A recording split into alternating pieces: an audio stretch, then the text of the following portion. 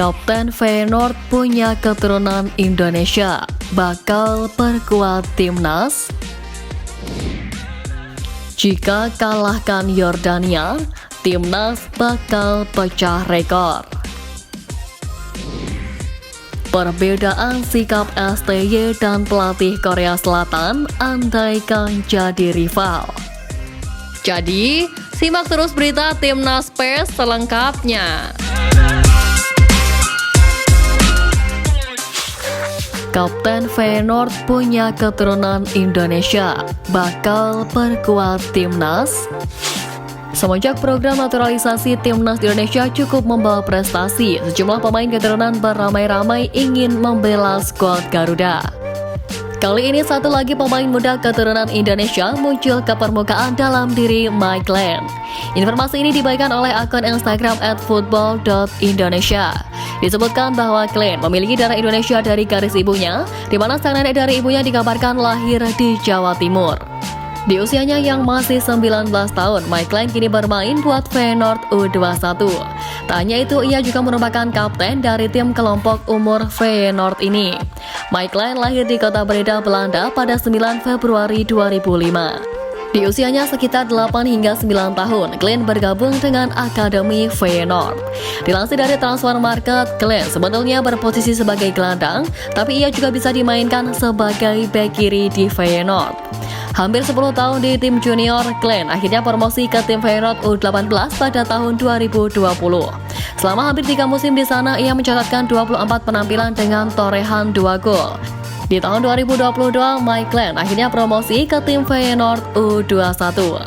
Di tim ini ia mencatatkan 41 penampilan dengan torehan 3 gol dan 3 assist.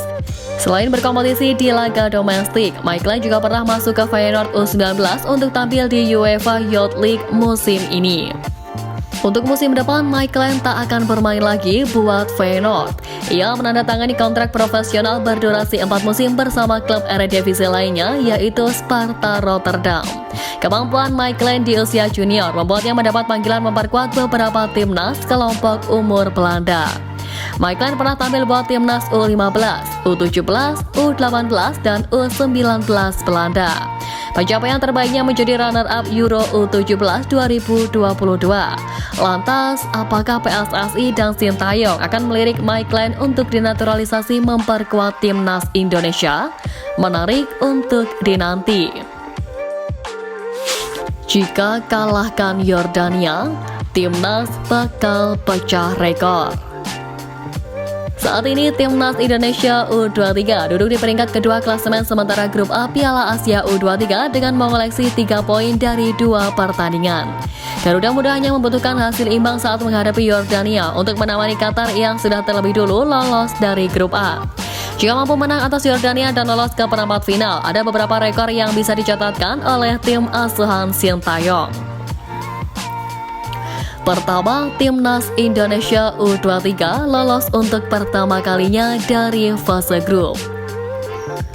Piala Asia U23 2024 menjadi debut bagi timnas Indonesia U23 sejak turnamen tersebut digelar pada 2013 lalu. Meski baru debut, timnas Indonesia U23 bisa mencatatkan rekor yang cukup gemilang dengan lolos dari fase grup. Syaratnya, Indonesia hanya perlu meraih hasil imbang dari Yordania pada pertandingan terakhir grup A nanti.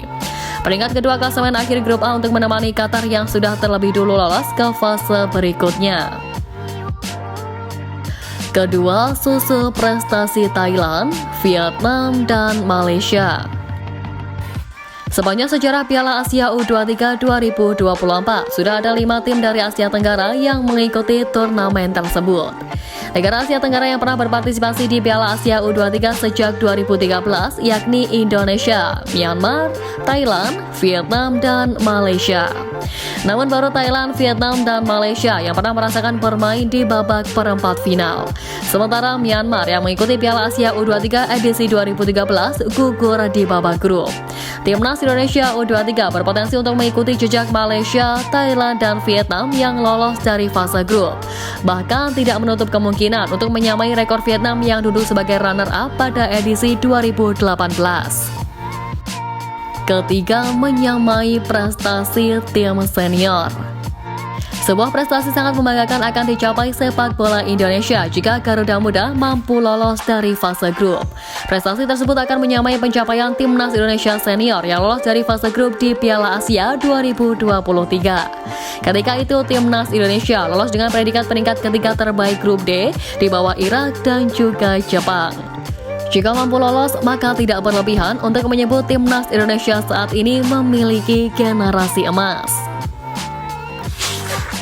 Perbedaan sikap STY dan pelatih Korea Selatan andaikan jadi rival.